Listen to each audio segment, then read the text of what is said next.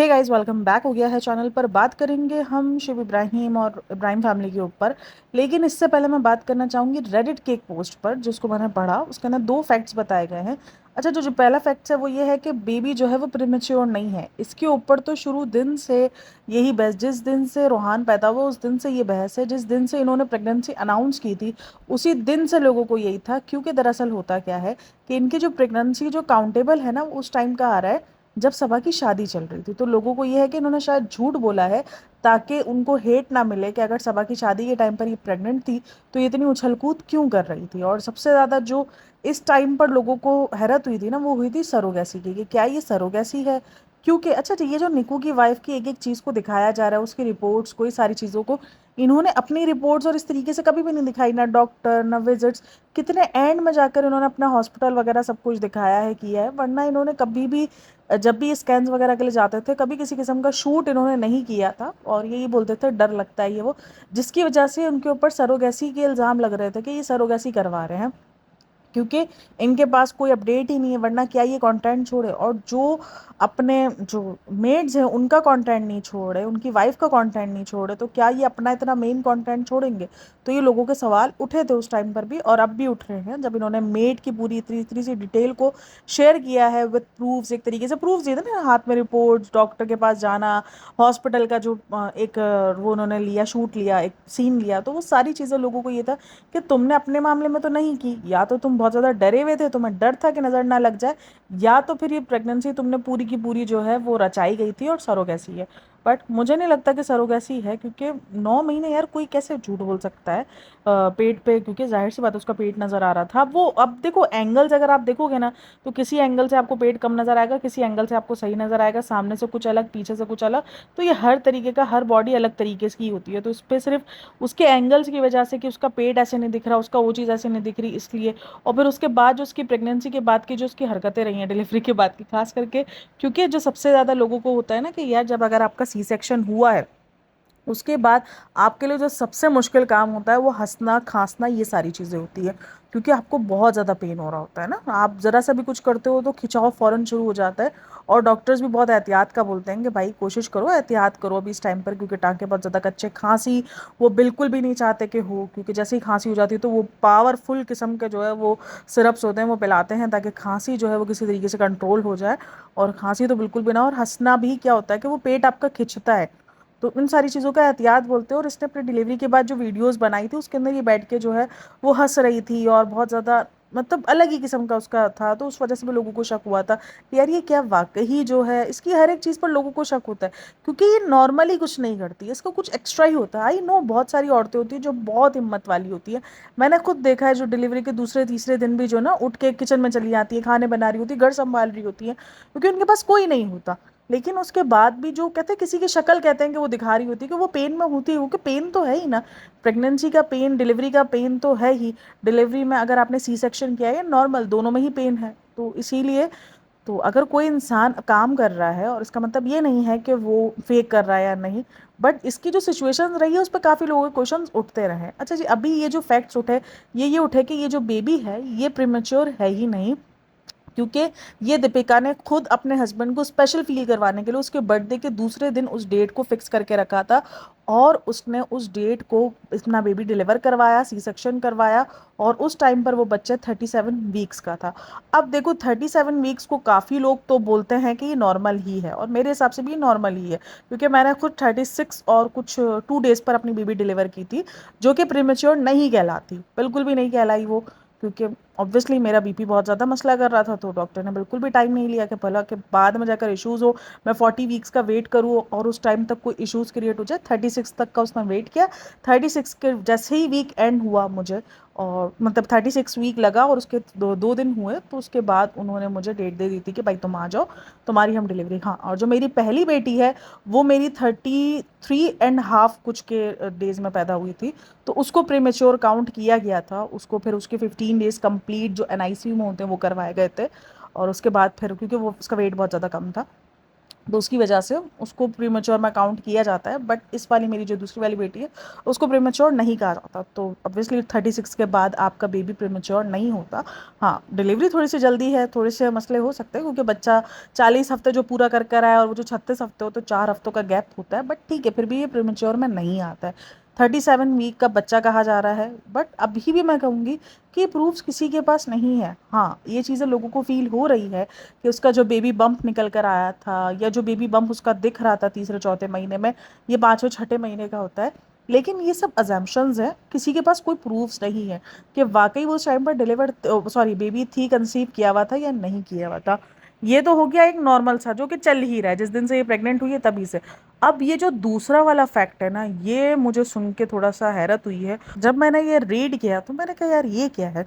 अब इसके अंदर ये क्लेम किया गया है कि दीपिका ने जो कहा था ना कि फैब मैन का मिसकैरेज हुआ है, एक मिसकैरेज हुआ था इसका, जो बोला कि हमने बताया नहीं था ऑडियंस को क्योंकि हम नहीं चाहते कि हम जो है ये सारी चीज़ें शेयर करें, क्योंकि जाहिर सी बात है जहाँ पर कुछ ऐसी चीज़ें होती हैं जो लोगों को लगता है कि नहीं शेयर की जाए क्योंकि फिर लोगों को ये लगता है कि हाँ तुम्हारे कर्मों की सज़ा है, या आप ऐसी उस टाइम पर कोई बातें नहीं सुनना चाहते तो कुछ लोग इन सारी चीज़ों को छुपा भी लेते हैं। ठीक है यार, उनको भी पर्सनल ज़िंदगी जीने का हक है, अगर वो कुछ नहीं बताना चाहते तो इट्स ओके। तो इस पोस्ट में ये क्लेम किया गया कि मिसकैरेज तो हुआ ही नहीं है कभी मैडम का। हाँ, लेकिन मैडम ने 2 अबॉर्शन ज़रूर करवाए हैं और ये जो रूहान बेबी है ये उसका 4th बॉर्न है, क्योंकि सबको पता है कि उसकी क्लेम किया जाता है कि उसकी पहली बेटी है, जो कि क्लेम ही है। अगेन मैं कहूँगी कोई प्रूफ नहीं है, कोई प्रूफ नहीं। अगर किसी को लगता है कि वो जो चैट्स थी वो प्रूफ्स थी तो मुझे नहीं लगता कि वो प्रूफ माना जाता है। और वो जो एक लड़की निकल कर आई थी वो अगर प्रूफ है तो फिर मैं कुछ नहीं कह सकती इस मामले में, लेकिन ऐसा कोई प्रूफ नहीं है।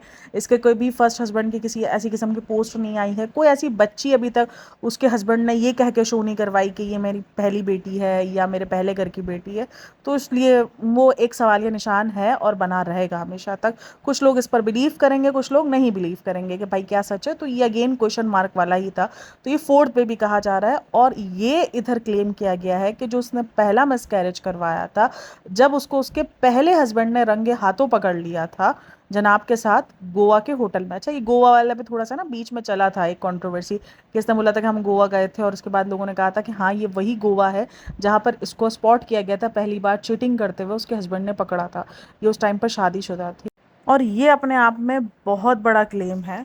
मतलब ये अबॉर्शन वाली बात तो कभी भी इस तरीके से निकल के नहीं आई है, ये पहली बार ही मैंने जब रीड किया है तो मुझे थोड़ा सा अजीब लगा। मैंने कहा यार ये क्या है, मतलब अबॉर्शन अगेन कोई प्रूफ नहीं है, कुछ नहीं है। ठीक है, वो बहुत ज़्यादा प्रॉब्लमेटिक है, हम सब उन पे कंटेंट बनाते हैं, हम सब उनको ट्रोल करते हैं या क्रिटिसिज्म कह लो, जो भी कह लो हम सब करते हैं। बट ये तो बहुत बड़े एलिगेशंस हैं, आप किसी पर इतना बड़ा एलिगेशंस लगा रहे हो, वो भी कोई प्रूफ नहीं है, कुछ नहीं है। कुछ नहीं पता, जस्ट ये कहा है कि बस यकीन करना है तो करो वरना कोई इशू नहीं है। और इस पे कुछ लोग लिख भी रहे कि हम कैसे यकीन करें, तो उसने बोला कि नहीं नहीं यकीन करना है तो ठीक है, तो बोलते हैं हाँ चलो कि कोई बात नहीं, जो जिसको बोलना है कर ले, ये भी एक टी ही है। तो उसको एक तरीके से इस पोस्ट को मजाकिया लिया जा रहा है कुछ लोगों की तरफ से, लेकिन हाँ ये एक तरीके से सीरियस एलिगेशंस हैं जो लगाए जा रहे हैं। फर्स्ट वाला तो देखो शुरू दिन से ही लग रहा है वो प्रेमेच्योर, ये तो हर किसी के साथ ही होता है। जो इंसान, जो सेलिब्रिटी भी थोड़ा सा, इंसान नहीं, जो सेलिब्रिटी जिस तरीके से थोड़ा बहुत दे देते हैं ना सिचुएशन, जैसे देबीना के ऊपर भी ये बात होती है कि देबीना की जो पहली बेटी है वो सरोगेसी के थ्रू हुई हुई है, क्योंकि उस टाइम पर भी उसकी हॉस्पिटल विजिट्स की कोई ऐसी कोई खास वीडियोस नहीं है। और उसके बाद जो उसकी जो सेकंड बेटी है वो 7th मंथ में पैदा हो गई थी और वो बिल्कुल हेल्दी बच्ची रही है। तो वो भी लोगों को बहुत ज़्यादा रहा है कि भाई 7th मंथ में अगर उसकी बच्ची पैदा हो गई तो ये कैसे पॉसिबल है। और इतना फिर मतलब 7 मंथ के बाद तो लोगों को लगता है कि नहीं यार बच्ची जो है काफ़ी क्रिटिकल सिचुएशन में चले आते हैं और काफ़ी टाइम लगता है। तो देबीना के ऊपर भी ये इल्ज़ाम लगते हैं, भारती के ऊपर भी मैंने सुना है कि ये इल्ज़ाम लगा हुआ है कि भारती का भी जो ये बच्चे हैं, खास करके जो सेकंड प्रेगनेंसी है, जो फर्स्ट प्रेगनेंसी, ये इसकी अपनी रियल है ही नहीं, सिर्फ उसका पेट भरता है और उसको जो है वो जो प्रेगनेंसी के जो साइड इफेक्ट्स होते हैं वो नहीं नज़र आ रहे होते हैं। तो हालांकि ये सारे व्लॉगर्स हैं, ठीक है, जो रोज़मर्रा की रूटीन अपनी दिखाते हैं, रोज़मर्रा के वीडियोज़ दिखाते हैं, बट फिर भी इन लोगों को इनके ऊपर डाउट हो जाता है कि शायद ये झूठ बोल रहे हैं हमसे, ये फेक कर रहे हैं अपनी प्रेगनेंसी को लेकर। तो ये भी कोई ऐसा नहीं है कि ये कोई पहली बंदी है जिस पर ये बात हो रही है, ठीक है, हो रहा है। बट ये अबॉर्शन वाली बात ये बहुत बड़ी बात है। और गोवा वाली बात, ये गोवा वाली बात तो मैंने पहले भी सुनी थी, जब इन्होंने गोवा के ट्रिप का और कहा था तो तब मैंने ये चीज़ सुनी थी कि इनको गोवा में रंगे हाथों पकड़ा गया, तो उस टाइम पर भी ये सारी चीज़ें डिस्कस हुई थी। बट अगेन वही है कि कहीं पर न्यूज़ आती है कि 2011 में उसकी शादी हुई है और 2012 के एंड आते आते तक इनके बीच में बहुत ज़्यादा इख्तिलाफात हो गए थे और उसके बाद दीपिका ने अलग रहना स्टार्ट कर दिया था, क्योंकि 2012 के बाद तो न्यूज़ आ गई थी। मतलब न्यूज़ इन द सेंस के वो जो अगर इसकी वीडियोस को आप लगाओ तो 2013 के अराउंड लगता है कि ये लोग क्योंकि कुछ लोग कहना है कि 2013 के अराउंड जो है वो दोनों लिव इन में रहना शुरू हो चुके थे। ये बहुत सारे लोगों का भी कहना है, बट 2013 के अराउंड आते आते तक 2013 तक दीपिका अलग रहना शुरू हो गई थी। तो उसका मतलब उसके हस्बैंड के साथ तो काफ़ी कुछ उसके रिश्ते ख़राब चल रहे थे, तो फिर वो रेड हैंडेड और ये सारी चीज़ें, मतलब ये सारी समझ से बाहर है बहुत ज़्यादा, क्योंकि मेस्टअप हुआ हुआ उस टाइम पर इतना ज़्यादा सोशल मीडिया नहीं था, ऐसा नहीं है कि सोशल मीडिया बिल्कुल भी नहीं था, लेकिन इतनी ज़्यादा अपडेट्स उस टाइम पर नहीं मिलती है आपको, मतलब बहुत ज़्यादा सर्चिंग भी करो तो भी आपको कोई ऐसी अपडेट खास करके मिलती नहीं है। जो उन्होंने बताया है वही आपको मिलेगा देखने करने को, क्योंकि सिर्फ एक बार ये शुएब इब्राहिम और जो रौनक है इनका आमना सामना हुआ था, जब इनकी दीपिका की बर्थडे पार्टी थी ससुराल से मर के बाद, जो पहली बर्थडे पार्टी आई थी, तो उसमें इन दोनों का आमना सामना हुआ था। उसके बाद कभी बर्थडे पार्टीज़ नहीं हुई, कुछ नहीं हुआ। फिर उसके बाद आई थिंक सो उनके दरमियान इश्यूज़ हो गए और इनका जो ऑफिशियली डिवोर्स हुआ वो 2015 में हुआ। ये अपने आप में बहुत बड़ी बात है।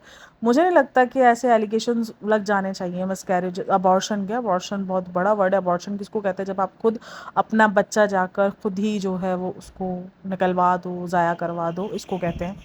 देखो, जो चीज़ इनके व्लॉग्स में दिख रही है उन पर तो बात होती है। अब जैसे जब से उसने अपनी बीमारी के बारे में बताया उसके बाद से वो जो अजीब अजीब हरकतें कर रही है, लोग सवाल उठा रहे हैं। इट्स ओके, क्योंकि वो खुद ऐसी हरकतें कर रही है कि लोगों को खुद शक पड़ जाता है। ठीक है, उसकी प्रेगनेंसी को लेकर सवाल उठे हैं, कहीं ना कहीं वो ऐसी हरकतें रही हैं उसकी डिलीवरी के बाद और उन सब चीज़ों के दरमियान कि लोग थोड़े से डाउट में जा रहे हैं। बट ये सारी चीज़ें तो कभी कुछ हुई नहीं है, ये सब अपना ही अलग से है। अब किसी ने पूछा कि भाई आपको कहाँ से मिला है, तो उन्होंने बोला कि हाँ मैं टी वगैरह मिली है।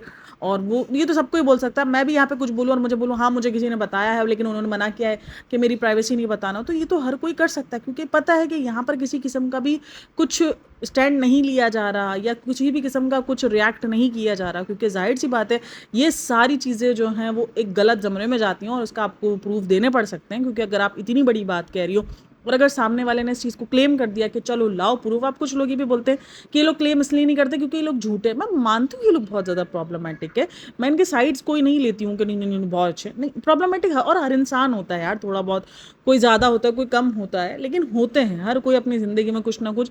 आप अगर किसी और की नज़रिए से देखोगे अपने आप को तो आप भी उसकी नज़र में गलत कहीं ना कहीं ठहरे हुए होगे। तो ये होता है प्रॉब्लमेटिक होना, कंटेंट को लेकर हर टाइम पर जो है वो कुछ ना कुछ अजीब दिखाना, वो सब कुछ ओके। बट ये अपने आप में बहुत बड़ी बात है, जिसको मैं पढ़ के थोड़ा सा शॉक हुई थी कि ये मैंने पहली बार ऐसा कुछ सुना है अबॉर्शन वाला। तो ये थोड़ा मेरे लिए शॉकिंग था, इसलिए मैंने सोचा मैं आप लोगों के साथ भी शेयर करूँ। अच्छा जी, अब हम बात करते हैं दीपिका का जो वीडियो आया हुआ ना, उस पर बात करते हैं। सबा के वीडियोज़ आए, मैं 2 सबा के वीडियोज़ अभी जाने दो, अभी सबा को बहुत ज़्यादा सबा को जो है वो निचोड़ लिया, अभी थोड़ा सा इनका और बात करते हैं। अच्छा जी, तो वीडियो शुरू होती है नाचनी की रोटी और पनीर भुर्जी से। नाचनी की रोटी, अब यार कुछ मैंने 1-2 कमेंट्स रीड किए थे इससे पहले भी फॉइल पेपर को लेके ना, एक आया था कि फॉइल पेपर यूज़ नहीं करने चाहिए। तो ये 1-2 कमेंट्स मैंने रीड किए थे, बट खैर उसने कहा कि गरम जो है ना खाने होते हैं वो फॉइल पेपर के अंदर यूज़ नहीं करने चाहिए। अच्छा जी, व्लॉग स्टार्ट तो उसने बहुत ही हेल्दी खाने से किया था, मतलब नाचनी की रोटी और पनीर भुर्जी जो कि घर का बना हुआ था। बट व्लॉग के एंड होते होते तक जो इसने ये पूरे हेल्दी फूड का बेड़ा गर्क किया है ना, वो तो देखने ही काबिल है। तो खैर वीडियो शुरू होती है जहाँ पर वो हेयर बोटॉक्स करवा रही होती है। अब बोटॉक्स एक ऐसी चीज़ है जिसको कहा जाता है कि ये थोड़ा सा, मतलब अगर केमिकल सब चीज़ों में बहुत ज़्यादा हाई लेवल के यूज़ हो रहे हैं तो बोटॉक्स में थोड़े कम यूज़ होते हैं और काफ़ी जो इसके मतलब डैमेज होता है वो थोड़ा कम होता है। अब ये सैलून सैलून पे भी डिपेंड करता है कि वो किस तरीके की प्रोडक्ट यूज़ कर रहे हैं, कौन से प्रोडक्ट यूज़ कर रहे हैं। तो वो हेयर बोटॉक्स करवा रही होती है जहाँ पर वो बोलती है जितना हो हम कम केमिकल्स, मतलब कम करो या ज़्यादा करो, बट केमिकल तो यूज़ हो रहे हैं। और उस टाइम पर जब आपका हेयर इतना ज़्यादा मतलब गिर रहा है, आपको इतनी ज़्यादा प्रॉब्लम हो रही है हेयर, और कल मुझे कमेंट भी आया था कि थायराइड की वजह से भी हेयर फॉल होता है। हाँ जी बिल्कुल, थायराइड की वजह से भी होता है, लेकिन थायराइड तो उसको काफ़ी टाइम से, इसका जो हेयर फॉल है अभी रिसेंट दिनों काफ़ी बढ़ गया है और आई थिंक सो वो उसका थोड़ा कंट्रोल में भी नहीं आ रहा है और अब उसकी हेयर लाइन जो है वो काफ़ी विजिबल नज़र आ गई है। तो ये है कि हेयर फॉल तो उसको बहुत ज़्यादा ही हो रहा है। तो ये सारी चीज़ें हैं। तो इस दरमियान वो बोलती है कि जितना हो कम केमिकल्स यूज़ किया जाए। अब इस केमिकल्स के ऊपर भी ना थोड़ा बहुत चलता रहता है कि भाई केमिकल एक ऐसी चीज़ है जो कि आपको प्रेगनेंसी के दौरान मना किया जाता है। काफ़ी सारे लोग, डॉक्टर्स भी कभी कुछ मना कर देते हैं, और कुछ जैसे जो हमारे घर के भी बड़े होते हैं मना करते हैं कि भाई जितना हो आप ऐसे कोई ट्रीटमेंट्स ना लो, क्योंकि वो भले बॉडी के अंदर नहीं जा रहा बट बालों पे भी मना किया जाता है, उस पर ही इस तरीके के ट्रीटमेंट्स लेती है। तो बहुत सारी बातें चल रही हैं, बट मुझे नहीं पता कि अब ये ओके है या नहीं है। बट ठीक है, अगर ये ख़तरनाक है तो मुझे लगता है कि नहीं, अगर किसी भी चीज़ में आपको 1% चांस भी हो इस चीज़ को नुकसान पहुंचने के या इस चीज़ के लिए आपका ख़तरा बने, तो मुझे लगता है इस चीज़ को फ़िलहाल अवॉइड करना चाहिए, क्योंकि कैंसर है, ये कोई नॉर्मल बीमारी नहीं है, ये कोई नॉर्मल चीज़ नहीं है जिसको आप इतना लाइटली ले रहे हो। जितना भी इंसान हो यार, जितना भी, मैं एक बात बोलूँ कि इंसान जितना भी ज़्यादा हिम्मत वाला हो, कुछ भी हो, जितना भी ज़्यादा वो पॉजिटिव रहने वाला हो, बट ये बीमारी ऐसी है जो कि नेगेटिव नहीं बनाती, लेकिन उससे डर के रहना चाहिए। अगर आपको 1 से 2% भी इस पे चांस है कि इस चीज़ की वजह से मुझे उधर कुछ ऐसा देखना पड़ सकता है या मुझे कोई इशू क्रिएट हो सकता है, तो बंदे को अवॉइड करना चाहिए। ये बहुत बड़ी बीमारी है भाई। तो खैर बोटॉक्स के अंदर ट्रीटमेंट जो केमिकल्स की क्वांटिटी होती है वो थोड़ी कम होती है, ये मैंने भी सुना है। और मैंने भी जब लास्ट टाइम बोटॉक्स करवाया था तो मेरे बाल इतना डैमेज नहीं हुआ था, जबकि मैं अगर कुछ और ट्रीटमेंट्स लेती हूँ तो बाल जो है वो बहुत ज़्यादा डैमेज हो जाते हैं बाद में, उस ट्रीटमेंट के कुछ टाइम बाद अगर प्रॉपर केयर ना की जाए। तो बोटॉक्स के अंदर कोई ज़्यादा डैमेज नहीं होता है। बट फिर भी कुछ लोगों का ये कहना था कमेंट सेक्शन के अंदर, मैं ये चीज़ रीड करी थी कि केमिकल्स बहुत ज़्यादा होते हैं, आप क्यों इतने केमिकल्स यूज़ करिए। उसके बाद उसने कलर भी लिया था, तो उसने 2 केमिकल्स प्रोसीजर एक साथ करवाए थे। और कलर्स के अंदर भी देखो, अब नॉर्मली अगर आप देखो तो कलर हर कोई नॉर्मल आजकल कर रहा होता है, क्योंकि जाहिर सी बात है आपकी एज से पहले आपके बाल सफ़ेद होने आजकल तो शुरू हो गए। कुछ बहुत लकी इंसान होते हैं जिनके बाल सफ़ेद नहीं होते, तो कलर वगैरह तो नॉर्मली भी हो रहा होता है। तो ये अपना एक तरीके से मी टाइम इन्जॉय कर रही होती है, जहाँ पर वो बोलती है मैं ऑफिशियली संडे इन्जॉय कर रही हूँ। मतलब ये लोग अपने आप को फालतू किस्म का जो है ना वो बिजी दिखाना चाह रहे होते हैं, फालतू किस्म का, कि हम बहुत ज़्यादा बिजी हैं, हमारे ऊपर बहुत बर्डन है। और एक तो मुझे समझ में इस बंदी का कभी नहीं आया कि मतलब किचन का काम, मतलब ये लोग ये दिखा रहे हैं कि किचन का काम ज़्यादा बर्डन है, किचन में खाना बनाना बहुत ज़्यादा बर्डन वाला काम है। लेकिन अगर कोई औरत बाहर बिजनेस कर रही है, वो वर्कशॉप जा रही है, वो एक एक चीज़ हैंडल कर रही है, वो आसान है, उस पर बर्डन नहीं है, वो कमाना आसान है। लेकिन हाँ, घर का काम करना जो है वो बहुत मुश्किल तरीन काम है, अगर बेसिकली इसका मतलब देखा जाए। क्योंकि जिस किस्म का ड्रामे किए जा रहे हैं, कहा जाता है किचन में, जैसे ही जो है वो निक्कू और धर्मदादा की छुट्टी होती है तो आपको पता है मुझे तो मौका मिल जाता है किचन में जाने का। अरे बहन, तो मतलब किचन ज़्यादा इजी है। घर में रहकर आप रेस्ट करते करते 10 मिनट 15 मिनट आपने रेस्ट कर लिया, फिर आपने जाके चमचा हिला लिया, वो खाना बनाना शायद ज़्यादा ईजी है बनस्बत बाहर इतना भटक भटक के और इतना काम करना। अगर आप जो है वो सूट्स के डिज़ाइंस कर रही हो, सूट्स और जेवर और ये सब कुछ आप खुद ही अरेंज कर रही हो, टीम है आपके पीछे। अब वो टीम के नाम पर हम सबको पता है वो 1 से 2 बंदे ही इंक्लूड होते हैं, बाकी सारा काम जो है वो करना पड़ता है, तो वो चीज़ ज़्यादा हैक्टिक है मेरे हिसाब से। तो क्योंकि एक बॉडी जो है वो आपकी मुसलसल काम कर रही है, दिमाग साथ में काम कर रहा है, और काफ़ी काफ़ी घंटे काम करना पड़ता है। ये ऐसा नहीं है कि आपने आधा घंटा काम किया तो हो गया। अच्छा, रोहान को जो है वो निक्कू और धर्मदादा संभाल सकते हैं, लेकिन उसका खुद का बाप नहीं संभाल सकता। आपको याद हो जब वो जा रही थी वर्कशॉप, तब रोहान सोया हुआ था, वो उठ जाता है तो उसको आधे रास्ते में से बुलाता है कि तुम आओ और उसको संभालो, ये नहीं संभल रहा। मतलब मुझे हैरत हुई थी कि एक बाप से बच्चा नहीं संभल रहा और निक्कू और धर्मदादा से वो संभल गया है। तो ये क्या है? मतलब ऐसा नहीं है कि शिव इब्राहिम कोई पूरा पूरा दिन काम पर होता है या वो बाहर मुल्क में कोई काम करता है तो 1 महीने के लिए आया हुआ है तो बच्चा डरा हुआ है। क्योंकि बच्चे हो जाते हैं ऐसे कि जब अगर बाप ना दिखे इतने टाइम तक तो फिर वो हो जाता है। वो बाप से बच्चा नहीं संभल रहा है। लेकिन निक्कू और धर्मदादा ने काफ़ी देर वो उधर रही है, और एक तो चाय, इसकी तो एक तो चाय समझ में नहीं आती। इसने अभी उधर चाय पी है, हाँ, सैलून में चाय पी, अभी ये आगे जब अर्चना के कैफ़े में जाएगी तब इसको होगा कि मुझे चाय की तलब हो रही थी। मतलब इतनी ज़्यादा चाय, और ये सारी चीज़ों को रोका जाता है। जितनी भी मैंने नॉलेज ली है, या आप बोलो जितना भी मैंने नॉलेज, क्या ही बोलूँगी मैं, मतलब जितना भी मैंने जो आसपास के लोगों को देखा है जो इन सब चीज़ों से जूझ रहे हैं, तो उनमें मैं ये नहीं बोलूँगी कि बिल्कुल ही को ख़त्म करवा दिया जाता है, लेकिन हाँ, हर एक चीज़ को कम करवाया जाता है। फ्राइड फूड हो गए, मीठा हो गया, चाय, जो कैफ़ीन्स की आइटम्स होती हैं वो, ये सारी चीज़ों को कम करवाया जाता है कि भाई नहीं, क्वांटिटी आप अपनी ज़िंदगी में कम करो अगर छोड़ नहीं पा रहे तो। तो उसके बाद जब वो रोहान के साथ आती है तो बोलती है रोहान ने आज, निक्कू ने और धर्मदादा ने बताया रोहान ने बहुत खेला और पास्ता भी खाया और दूध भी पिया और ये सारी चीज़ें की।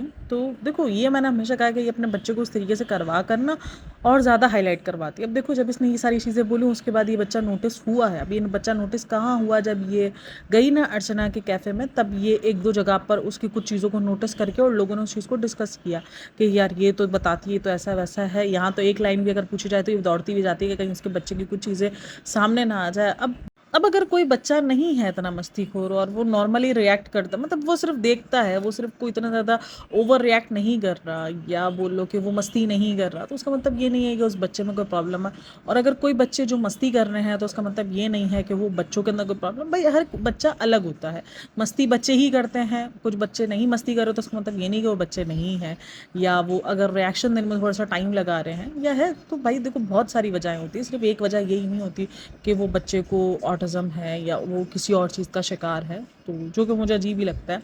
तो यही होता है कि अपने बच्चे को आप खुद जो है वो बनाते हो वजह, जहाँ पर आप ये बोलते हो वो खूब खेला वो खूब खेला, तो फिर लोग निकाल कर आते हैं कि जब व्लॉग बनता है तो बच्चा खूब खेलते हुए नहीं दिख रहा होता, तब वो खूब मस्ती करते हुए नहीं दिख रहा होता। तो ये तो आपका शुरू से ही है, ये तो उसका ना जब बच्चा पैदा हुआ था ना, रूहान पैदा हुआ था ना, तब से ही है। तो आज जब मैं NICU में गई थी ना तो रूहान खूब गप्पे मारा था। अरे बहन किधर से गप्पे मारा था, मैंने ये दस दो मतलब कैसे गप्पे मार सकता है। तो ये तो उसका शुरू दिन से ही डायलॉग है, वो खूब वाला, खूब मस्ती की, खूब खेला खूब खेला। ये इसी नहीं कर करके ना उस बच्चे को और हाईलाइट कर दिया कि कहाँ खेल रहा है ये बच्चा, किधर खेल रहा है। ये ज़्यादा हाईलाइट जो ये हुआ है ना रूहानी, इसी के कारण हुआ है।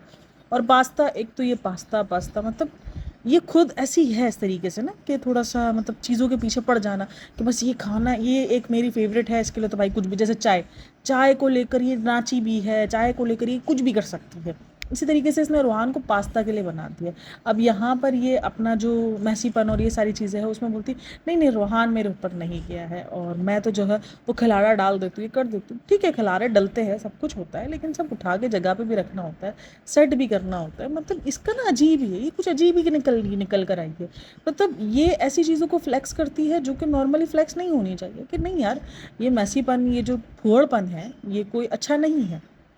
ठीक है आपको सब नहीं आता, आप सीखते हो बहुत सारी चीज़ें, लेकिन जो बेसिक जो मैनर्स है वो बंदा बच्चों को भी सिखा रहा होता है ना, भाई जो चीज़ जहाँ से ले रहे हो वहाँ पर सीखो रखो। बच्चे को भी आप डांट डांट के सिखाते हो, कभी आप प्यार से सिखाते हो, समझाते हो, आप हर तरीके से बच्चों को भी सिखा रहे होते हो। तो ये तो फिर एक एज है जिसमें आपको आ जाना चाहिए सुघड़पन। मैं ये नहीं बोल रही कि भाई नहीं एक एक चीज़ जो है अप टू डेट होनी चाहिए, ये तो OCD के जो पेशेंट्स होते हैं शायद उनको ये प्रॉब्लम्स होती है, बट लेकिन हाँ आपको जगह पे रखना आना चाहिए। आप मैसीपन को प्राउडली कैसे बोल सकते हो कि मैं मैसी हूँ, मैं ये हूँ। तो इसने यही चीज़ अब रूहान के अंदर भी चीज़ डालना शुरू कर दी है। अपनी कोई भी चीज़ होती है ना तो वो बोलती है रूहान तो बस उस चीज़ को ये पक्का करा देती है। जैसे अब पास्ता को लेकर उसने पक्का करा दिया है कि भाई पास्ता तो जो है वो ये खाता ही खाता है, इसके लिए तो ज़िंदगी में सब कुछ जो है वो उसका पास्ता बन चुका। भाई वो बच्चा है, उसके लिए सिर्फ पास्ता मायने नहीं रखेगा, उसके लिए हर चीज़ अलग अलग फ्लेवर्स जो है वो मायने रख सकते हैं। मतलब एक तुमने 2.5 साल के बच्चे को 50 साल की तरह से पेश करना शुरू कर दिया है कि ये तो बस पास्ता के पीछे ही पागल है। हाँ शौकीन हो सकते हैं, बच्चों को अच्छा लग सकता है। और एक मीठे को लेकर, मीठे के ऊपर ये मेरे ऊपर गया, अरे बहन ये कौन सी जंग है कि ये इस चीज़ में मेरे ऊपर गया, इस चीज़ में मेरे ऊपर नहीं गया। बच्चा है वो हर तरीके से रिएक्ट कर सकता है, वो कभी नॉर्मली मीठा पसंद भी कर सकता है और कभी नहीं भी कर सकता। और बच्चों को मीठा और थोड़ा सा ये जो होता है ना फ्राइड फूड्स और ये सारी चीज़ें काफ़ी अच्छी लगती हैं क्योंकि उनमें टेस्ट ज़्यादा होता है ना कुछ, इसीलिए तो ये तो नॉर्मली अच्छा लगता ही है तकरीबन बच्चों को।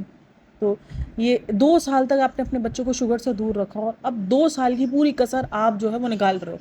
पिछले 6 महीने से आपने निकाल दिया उसको मीठे के नाम पर सब कुछ खिला खिला कर, कभी कुछ मीठे में ये मेरे ऊपर। ये कोई प्राउड वाली थोड़ी मूवमेंट्स है जिसको तुम प्राउडली सेलिब्रेट कर रहे हो। तुम्हें हर चीज़ में अभी भी कंट्रोल करवा के एक हर चीज़ अपने दायरे में अच्छी लगती है, अपने लिमिट्स में अच्छी लगती है। जो भी तुम आउट ऑफ लिमिट जाओगे वो नुकसान करना शुरू कर देगी, चाहे वो तुम्हारी खुद की ज़ात हो चाहे वो तुम्हारे बच्चे की ज़ात हो।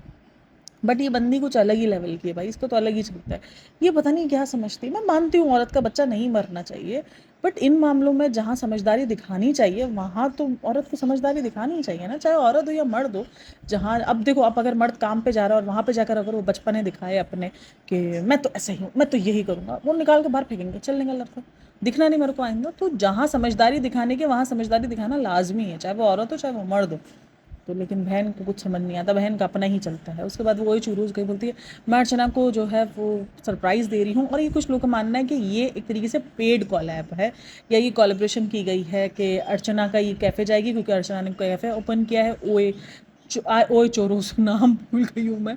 ओए चूरोस, हाँ चोरोस नहीं था, चूरोस था, ओए चूरोस करके उसने कैफ़े ओपन किया है। और इसने कहा कि ये ना, मैं एक जगह पर पढ़ रही थी जहाँ पर ये था कि ये कोलैबोरेशंस है, कि ये उसके रेस्टोरेंट को प्रमोट करेगी, कैफ़े को, सॉरी रेस्टोरेंट नहीं वो कैफ़े है, उसको प्रमोट करेगी। देन जो अर्चना है वो उसके लेबर डी के आई को प्रमोट करेगी।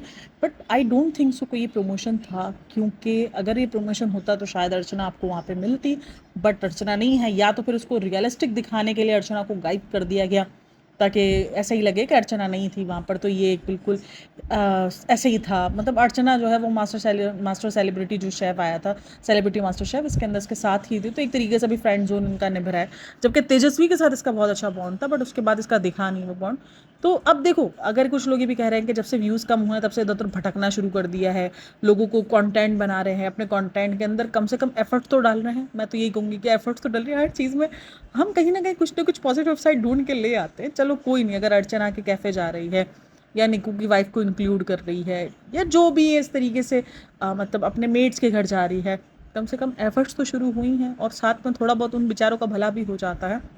तो अब ये देखना है कि क्या ये वाकई पेड प्रमोशंस थी या ये कोलैबोरेशन था दोनों आपस में एक दूसरे का। अब देखते हैं अर्चना क्या उसको आगे जाकर शेयर करती है लेबल डी के को, क्या सीन है वो देखेंगे हम।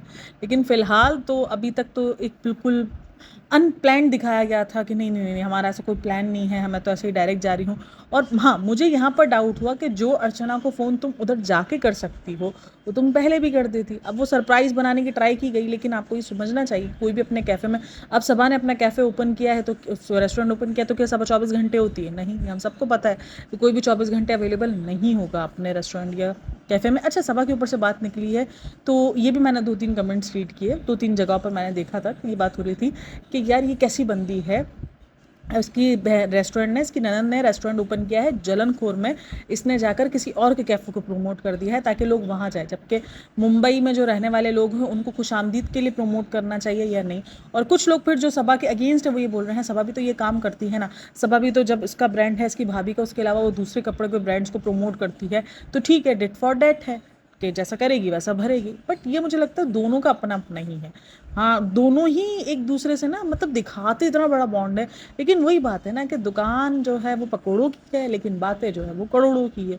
ये दोनों, इन सबके साथ यही सीन है, ये दिखाएंगे बॉन्ड बॉन्ड बॉन्ड, बहुत ज़्यादा बॉन्ड है, लेकिन जब रियल बॉन्ड की बात आएगी, अब यही चीज़ सभा भी करती है, जब लेबल डी के का कुछ नया हो, कुछ भी ऐसा हो, तो ये कुछ ऐसी दूसरी जो है वो वीडियोज़ उठा कर डाल देगी, दूसरे सूट्स को प्रमोट कर देगी जो कि लेबल डी के से बहुत अच्छे और सस्ते रेट में मिलेंगे।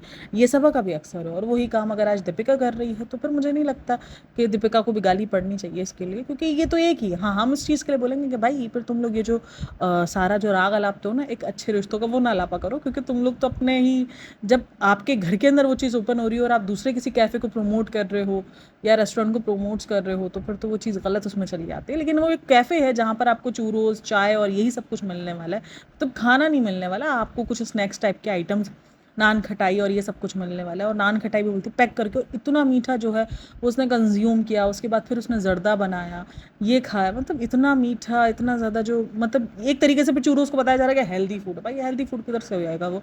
चूरोस जो हेल्दी फूड किधर से आता है? वो डीप फ्राइड होता है, उस पर जो है वो शुगर का वो होता है कोटेड, कौन सी बारीक वाली पीसी हुई जो शुगर आती है, क्या बोलते हैं उसको, उसका स्पार्कल्स होते हैं और फ्लोर होता है उसके अंदर। कोई चूरोस हेल्दी वे में तो नहीं आता ना, मतलब कैसे हेल्दी, जो चीज़ डीप फ्राइड हो रही है वो हेल्दी वर्जन में कैसे आ सकती है? मुझे तो कोई ये बता दो। और जो डिप्स हैं वो भी कैसे हेल्दी वर्जन में जा सकते हैं? चाय, अदरक वाली चाय को भी, चलो ठीक है, चाय हेल्दी में तो वो भी नहीं आती है, बट ठीक है, चाय का तो समझ में आ भी जाता है। बट ये जो चूरोस है, नान खटाई है, ये सब के अंदर मीठा है, नान खटाई में भी तो मीठा होता है ना, नमक से तो नहीं बन रही होती, और ज़्यादा नमक भी खतरनाक होता है। तो यही है कि ये, मैंने कहा ना, ये व्लॉग शुरू तो नाचने की रोटी से हुआ था, लेकिन फिर इस पूरे व्लॉग में वो इतना नाची है खाने को लेकर, मीठा खाइए, खाइए, वो खाइए, कि ये एंड तक आते आते ये अनहेल्दी व्लॉग बन चुका था। मैंने कहा बहन, स्टार्ट कहाँ से करती है तो एंड कहाँ से करती है? नहीं, नॉर्मल ज़िंदगी में तो ऐसे चलता है, हम सबा को बोल देते हैं अरे बेवकूफ़ है, पता नहीं क्या करती है, हज़ार बार बोलती है। बट इसने जो बीमारी इसको जो डायग्नोज हुई है उसके बाद ये जो इसका लाइफ है बहुत ज़्यादा खतरनाक है और लोग ना इससे इंस्पायर्ड हो जाते हैं। मेरे पास कल एक लड़की आई, वो मुझे बोलती है यार उसको तो कोई ना इशू था, बीमारी थी, अब मैं उसकी बीमारी वगैरह नहीं बता सकती डिस्क्लोज। तो उसको वो इशू था, तो उसने मुझे बोला कि हाँ मैं जो ना वो उसको डॉक्टर्स ने कुछ केयर्स वगैरह दी थी, तो मैंने कहा तुम केयर करो। तो वो कहती अरे क्या होता है यार, देखो उसको तो इतनी बड़ी बीमारी है, उसके बाद भी वो कितना मज़े से जी रही है, कुछ नहीं होता, देखो सब ऊपर वाले पे भरोसा होना चाहिए। मैंने कहा ये लो, ये एक और केस आया है। मतलब क्यों इस तरीके से आप लोग ऐसे लोगों से इन्फ्लुएंस हो जाते हो ये सोचकर कि भाई नहीं नहीं इनको तो जैसे कुछ नहीं हो रहा, जब ये इतनी बीमारी, बड़ी बीमारी से लड़ रहे हो, उसके बाद ये लोग ऐसी ज़िंदगी, तो हमें क्या है भाई, ये चड्डी वाली सुपर वुमेन्स हैं, इनको शायद कुछ ना हो। बट आप लोग एक नॉर्मल इंसान हो, आप लोग को रिएक्ट हो सकता है इन सारी चीज़ों का। अगर डॉक्टर ने किसी चीज़ का मना किया है तो प्लीज़ उन चीज़ों को अवॉइड करो और उन चीज़ों से रुक जाओ। कोई नहीं होता, आप ज़िंदा रहने के लिए खा रहे हो, ना कि खाने के लिए ज़िंदा रह रहे हो। तो इस चीज़ को समझना पड़ेगा। ठीक है, क्रेविंग्स वगैरह होती है, मैंने कभी इस चीज़ से डिनाई नहीं किया कि नहीं होती क्रेविंग्स या ऐसा कुछ नहीं, होती है, क्रेविंग्स भी होती हैं। बट कंट्रोल करना भी आपके अपने ही हाथ में है, कोई और तो कर नहीं सकता आपको कंट्रोल। या आप सबा तो बन नहीं सकते मुझे तुम्हें मीठे से रोकना होगा, भाई जो करना है आपने खुद ने करना है। आपको सामने वाला बोल बोल के ख़त्म हो जाए, आप शायद फिर भी ना सुनो, अगर आपके खुद के अंदर कंट्रोल नहीं होगा। तो जो भी है वो कंट्रोल आपके अपने अंदर होना चाहिए। और जितनी तारीफ उसने अर्चना के कैफ़े की है कि अगर किसी ने इतने दिल से बनाया हो तो एक बार तो ज़रूर जाना चाहिए। आप खुशामदीद में जाते हुए नजर नहीं आए कभी, खे उर्दू भी तो दिल से बनाया गया था ना, बट खुशामदीद में जाके कभी इतनी तारीफ ही नहीं की। बॉन्ड इनका दिखता नहीं है, ज़ीरो। अब कुछ लोग बोलेंगे इंटरनेट के लिए बॉन्ड थोड़ी होता है, तो फिर ये क्या इंटरनेट के लिए? अगर आपको अर्चना को ही सिर्फ दिखाना था तो आप अर्चना के सामने आ जाती है, तो अर्चना को व्हाट्सएप कॉल करके आप बोल देती है देखो तुम्हारा बहुत अच्छा कैफ़े। तो आपको दुनिया को, क्योंकि ये सब आपका कंटेंट है, तो वो सब भी आपके कंटेंट ही चल रहा है। तो आपने कभी, आपको पता है कि आपकी इस तारीफ से लोग आएंगे, थोड़ा बहुत जो है वो पब्लिसिटी मिलेगी, थोड़ा बहुत काफ़ी पब्लिसिटी मिलती है इन लोगों से। तो इसी तरीके से आपकी तो फिर वो ननद का है, आपको तो चाहिए होगा कि आप ज़्यादा पब्लिसिटी करो, भले उसने अपनी पहचान बनाई है, लेकिन आप लोग का भी तो नाम है ना, तो फिर तो ये चीज़ होगा कि आप लोग उसकी भी पब्लिसिटी करो। बट वहाँ पर वो चीज़ नहीं चलती, वहाँ पर जो है ये सारी चीज़ें इधर उधर हो जाती हैं कि नहीं नहीं ये तो चलता है, ऐसा तो होता है। तो अर्चना के जो है वो कैफ़े की काफ़ी तारीफ़ की गई। देखो मुझे अच्छा लगता है जब वो भी कुछ एफ़र्ट्स करना शुरू करती है और उसको लगता है कि नहीं यार एफ़र्ट्स करनी चाहिए अपने व्लॉग्स में, तो ठीक है, हमको उस एफ़र्ट्स को अप्रिशिएट भी करना चाहिए कि हम इसको ये चीज़ बोलते हैं कि ये अपने दोस्त नहीं बनाती, यानी ये नहीं करती। लेकिन फिर इसका ये है कि एक व्लॉग में बनाएगी, 2 व्लॉग में दिखेंगे, उसके बाद इसके दोस्त गायब हो जाएंगे सारे। ये चीज़ बहुत अजीब लगती है। ठीक है, ज़रूरी नहीं है दोस्तों से हर रोज़ मिला जाए, लेकिन फिर ऐसा भी नहीं है कि आप बिल्कुल ही भूल जाओ। जैसे कि वो आपको पता होगा ससुराल सिमर में जो उसकी बहन थी रोली का किरदार, अभी इसकी रिसेंट दिनों शादी हुई है, तो उसको ना किसी किस्म का विश किया ना कुछ, शादी के बाद भी सब ने मीटअप किया था सारी ससुराल सिमर की गैंग ने, तो वो वहाँ भी नहीं थी अवेलेबल। तो ये बिल्कुल ही किनारा कशी कर लेती, जबकि ये ऐसी नहीं थी, ये दोस्तों में रहने वाली बंदी है। और जी एक और कमेंट मैं रीड कर रही थी, वहाँ पर ये था कि अच्छा वो बता के नहीं आई वरना वो जनानी जनाब, अब वो उसको जनानी जनाब बोलना शुरू कर दिया लोगों ने। तो खैर मैं इस चीज़ को नहीं प्रमोट करती इन सारी चीज़ों को, कि बोला कि शिव इब्राहिम जो है वो नहीं आए इस टाइम पर, अगर बता के आती तो वो भी साथ में आ जाते और पूरा कंटेंट जो है वो ये ले लेता, वेरी चालाक ब्रो, यस वेरी चालाक ब्रो। मतलब दीपिका को पता है कहाँ चालाकी करने का कहाँ नहीं करने का। तो बोला कि आपने अच्छा वो उसको बता कर नहीं आई वरना जनानी जनाबत नहीं, जनानी बुरी बात, शिव इब्राहिम आ जाता और वो सारा कंटेंट जो है वो ले लेता और सारा कंटेंट लेकर आपको कुछ ना मिलता। और एक और पॉइंट को बहुत हाईलाइट किया गया कि जनाब जो है वो जा सकते हैं निकू की वाइफ के साथ हॉस्पिटल, बट अपने बच्चे को जो है वो हेल्पर्स के साथ नहीं रख सकते कि भाई बच्चा घर के इन्वायरमेंट में रहे, उस बच्चा पूरा दिन भटकता रहे, पूरा दिन एक तरीके से भटकता रहे ना साथ में बाहर की। और भाई बच्चे थक जाते हैं यार, मानो या ना मानो, बच्चे थकते हैं बाहर घूम घूम के भी ना। लेकिन खैर क्या ही बोल सकते हैं, ये लोग तो कुछ अलग ही लेवल के निकलते हैं। तो इन सब में क्या है क्या नहीं है मुझे आप लोग लाजिम बताना। पॉडकास्ट बहुत लंबी हो गई है आज, शॉर्ट बनी नहीं है आज, बहुत सारी चीज़ें निकल कर आ गई थी, बहुत सारी बातें हो गई हैं। खैर इस व्लॉग को, इस पॉडकास्ट को हम यहीं पे एंड करते हैं। Hope so you like it. अगर कोई पॉइंट रह गया होगा तो हम कल जो है वो उसको ऐड ऑन कर देंगे। बाकी कमेंट कर देना लाजमी, कमेंट्स बहुत ज़्यादा प्यारे प्यारे आ रहे हैं यार, इतने सारे कमेंट्स तो सिर्फ इस पर आते हैं कि हम वेट कर रहे होते हैं सुबह में, हम खाना बनाते हुए, नाश्ता करते हुए, चाय पीते हुए, मतलब इतने प्यारे प्यारे आजकल कमेंट्स आ रहे हैं ना, वाकई दिल खुश हो जाता है। और अगर किसी को कोई चीज़ समझ में नहीं भी आती है तो वो भी इतने प्यार से लिख रहा होता है ना कि सीरियसली मुझे कभी कभी तो बुरा भी नहीं लग रहा होता कि यार ये तो मेरी चीज़ से जो है वो मना किया जा रहा है या मुझे जो है वो क्रिटिसाइज़ किया जा रहा है। इतना मतलब इतना प्यार से क्रिटिसिज्म भी होता है ना कि मतलब दिल खुश हो जाता है ना। बाकी थैंक यू सो मच, आप लोग जो है वो मेरी पॉडकास्ट पसंद करते हो, आप लोगों को मेरी स्टाइल्स पसंद आते हैं। मुझे कितने सारे लोग तो सिर्फ इसलिए देखते हैं क्योंकि लोगों को लगता है यार आप बहुत जो ना बैलेंस क्रिटिसिज्म करती हो, तो मेरे लिए ये सारी चीज़ें बहुत मायने रखती है ये बहुत छोटी छोटी चीज़ें, बट लेकिन जब आप एक काम कर रहे हो और आपको लोग अप्रिशिएट कर रहे हो, और वो भी वो काम जिसके अंदर गालियाँ ज़्यादा पड़ती हों, तो फिर तो मुझे लगता है कि ये तो फिर बहुत मायने रखता है। गालियाँ इसलिए क्योंकि सबको लगता है कि यार ये नेगेटिव चीज़ें हैं, आप लोग बहुत ज़्यादा नेगेटिव पॉइंट्स निकाल कर आते हो। अगर देखा जाए तो बेसिकली सिर्फ रिव्यूज़ हैं, बाकी और कुछ नहीं है। मैं अपनी तरफ से कोई भी ऐसी चीज़ निकाल के नहीं आती कि देखो आज मैंने ये सुना वो सुना ना, जो चीज़ इंटरनेट पर आ गई है हम सिर्फ उसको डिस्कस करते हैं, बाकी हम कुछ डिस्कस अपनी तरफ से नहीं लेकर आते और करते हैं। तो खैर आई होप आप लोगों को ये पॉडकास्ट पसंद आई हो, तो पसंद आई हो तो like share and subscribe my channel. और मैं अगेन कह रही हूँ, मैंने दूसरे चैनल पर वीडियोस बना रही हूँ, उसको भी देख लो यार। देखो पाकिस्तानी कंटेंट देखते नहीं हो, फिर मुझे इंडियन कंटेंट पर शिफ्ट होना पड़ता है, फिर तुम लोग बोलते हो इसको पाकिस्तान में कोई पूछता नहीं है करता नहीं है। मैं क्या करूँ, पाकिस्तानी ऑडियंस मेरे पास नहीं टच हो रही है। मेरे दूसरे चैनल पर भी इंडियन ऑडियंस फर्स्ट पर है। अब ये मेरा तो नहीं है ना कि मैं कोई जान के इंडियन ऑडियंस पकड़ पकड़ के ला रही हूँ कि नहीं मेरे वीडियोस देखो, या मैं इंडियन ऑडियंस को शेयर कर रही हूँ ना। मेरे पास बन गई हैं। अब उस चैनल पर भी जो है वो रीच चली गई है दूसरी वीडियोस पर, जिसके अंदर मैंने एक दो वीडियोस, क्योंकि ये चैनल थोड़ा सा बीच में डामाडोल हुआ था, तो जिसकी वजह से मैंने उस चैनल पर वीडियोस अपलोड करना शुरू कर दी थी, तो वहाँ पर मुझे रीच वही इंडिया से मिल गई।